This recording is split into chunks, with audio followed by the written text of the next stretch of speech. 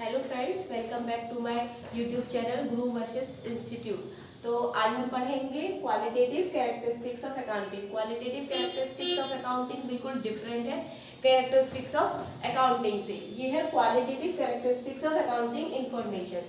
ठीक है, तो आइए शुरू करते हैं। फर्स्ट पॉइंट है इसका रिलायबिलिटी, मतलब अकाउंटिंग इंफॉर्मेशन कैसी होनी चाहिए, रिलायबल होनी चाहिए, वेरीफिएबल होनी चाहिए। ठीक है, मतलब विश्वसनीय होनी चाहिए। अगर हम कोई भी इंफॉर्मेशन रिकॉर्ड कर रहे हैं वो रिलायबल होनी चाहिए, वेरीफाइड होनी चाहिए, फैक्चुअल होनी चाहिए, ट्रस्टवर्दी होनी चाहिए, जिससे कि हर कोई जिससे उस इंफॉर्मेशन का यूज करके हम सही डिसीजन ले सकें। ठीक है, तो अकाउंटिंग इंफॉर्मेशन का कैसा होना चाहिए, रिलायबल होनी चाहिए, विश्वसनीय होनी चाहिए, फैक्चुअल होनी चाहिए, वेरीफाइड होनी चाहिए। क्योंकि हम जो भी डिसीजन लेते हैं बिजनेस से रिलेटेड, जो भी हमारी इंटरेस्टिंग पार्टीज हैं जो भी डिसीजन लेती हैं बिजनेस के लिए, वो अकाउंटिंग इंफॉर्मेशन के थ्रू ही लेती हैं। तो अकाउंटिंग इंफॉर्मेशन को कैसा होना चाहिए, रिलायबल होना चाहिए, ट्रस्टवर्दी होना चाहिए, जिससे जो भी डिसीजन लिए जाए वो बिल्कुल सही डिसीजन लिए जाए। क्लियर है? अब आते हैं हम नेक्स्ट पॉइंट पे, रेलिवेंस।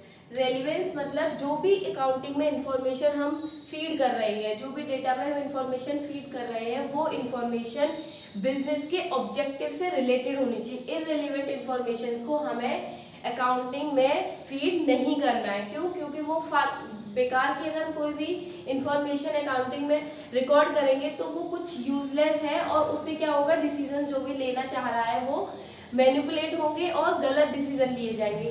तो क्या मतलब है, जो भी अकाउंटिंग की इंफॉर्मेशन है वो बिजनेस के ऑब्जेक्टिव से ही रिलेटेड होनी चाहिए, और सही जो भी इंफॉर्मेशन है वही हमें क्या करनी चाहिए, अकाउंटिंग में फीड करनी चाहिए। इससे क्या होता है, अकाउंटिंग जो भी इंफॉर्मेशन होती है वो रेलिवेंस रहती है बिजनेस के ऑब्जेक्टिव से, और हम सही डिसीजन उसे ले पाते हैं। तो क्लियर हुआ आपको पॉइंट रेलिवेंस। रेलिवेंस का मतलब होता है जो भी हम इंफॉर्मेशन फीड कर रहे हैं अकाउंट्स में वो कैसी होनी चाहिए, बिजनेस के ऑब्जेक्टिव से रिलेटेड होनी चाहिए। कोई भी इधर उधर की फालतू इररिलेवेंट इंफॉर्मेशन हमें अकाउंटिंग में फीड नहीं करनी है। ठीक है, now come to the next point, understandability.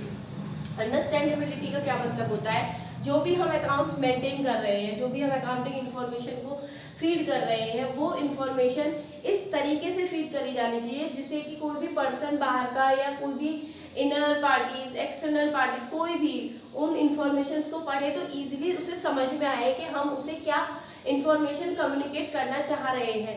मतलब बहुत डिफिकल्ट नहीं होनी चाहिए। ठीक है, एक प्रॉपर अकाउंट मेंटेन करके उसे प्रॉपरली दर्शाना चाहिए कि हाँ, हम अपनी बात को इस तरीके से समझाना चाह रहे हैं कि सामने वाली पार्टी उसे इजीली समझ ले, उसे कोई भी कंफ्यूजन क्रिएट ना हो। ठीक है, तो यहाँ अंडरस्टैंडेबिलिटी का मतलब क्या है कि जो भी अकाउंट्स हम मेंटेन कर रहे हैं, जो भी हम अकाउंटिंग इंफॉर्मेशन किसी को पहुंचाना चाह रहे हैं, वो इस तरीके से होनी चाहिए कि सामने वाला उसे इजीली समझ सके, उसे कोई भी कंफ्यूजन क्रिएट ना हो, या वो इतनी मतलब इतनी कंफ्यूजिंग ना हो और इतनी डिफिकल्ट तरीके से अकाउंट्स मेंटेन ना किए जाए कि जिसको हम जो भी इंफॉर्मेशन पहुंचाना चाह रहे हैं वो इंफॉर्मेशन उसे समझ में ही ना आए। तो हमारी इंफॉर्मेशन कैसी होनी चाहिए, अंडरस्टैंडेबल होनी चाहिए, इजी वे में हमें रिकॉर्ड करनी चाहिए सारे डेटा, जिससे कि सामने वाली पार्टी उसे जो हम उसे मैसेज कन्वे करना चाह रहे हैं वो मैसेज इजीली उस तक पहुंच सके। अंडरस्टैंडेबिलिटी का मतलब होता है कि हम जो भी अकाउंटिंग इंफॉर्मेशन, जो भी हम अकाउंट्स मेंटेन कर रहे हैं, जो भी हम अकाउंटिंग इंफॉर्मेशन कम्युनिकेट करना चाह रहे हैं, वो हर पर्सन को इजीली समझ में आए और इजीली अंडरस्टैंडेबल हो, वो उस पर्सन को भी इजीली समझ में आ जाए जिसे अकाउंटिंग की थोड़ी बहुत नॉलेज है, जिसे अकाउंटिंग की मिनिमम नॉलेज है। ठीक है, तो अंडरस्टैंडेबिलिटी का मतलब account qualitative characteristic of accounting में अंडरस्टैंडेबिलिटी का मतलब यही है कि जो भी इंफॉर्मेशन हम बताना चाह रहे हैं वो बहुत ही इजी वे में रिकॉर्ड होनी चाहिए, उसका प्रॉपर एक्सप्लेनेशन गिवन होना चाहिए, जिससे कि हर कोई उसको समझ सके कि क्या हम उसको बताना चाह रहे हैं, क्या हम इंफॉर्मेशन उसको देना चाह रहे हैं। Now come to the last point, comparability. Comparability का मतलब क्या होता है, कंपैरेटिबिलिटी का मतलब होता है कंपैरिजन करना, तुलना करना। ठीक है, इनर फर्म और आउटर फर्म भी। मतलब जैसे अब हमने पिछली साल कोई भी डेटा मेंटेन करा है और हमने पिछले साल कोई डेप्रिसिएशन के डिफरेंट मेथड होते हैं, तो हमने लास्ट ईयर क्या करा, हमने कोई और मेथड यूज कर लिया और इस साल हमने कोई और मेथड यूज कर लिया, तो उससे क्या होगा, हम कंपैरिजन करने में हमें डिफिकल्टी होगी।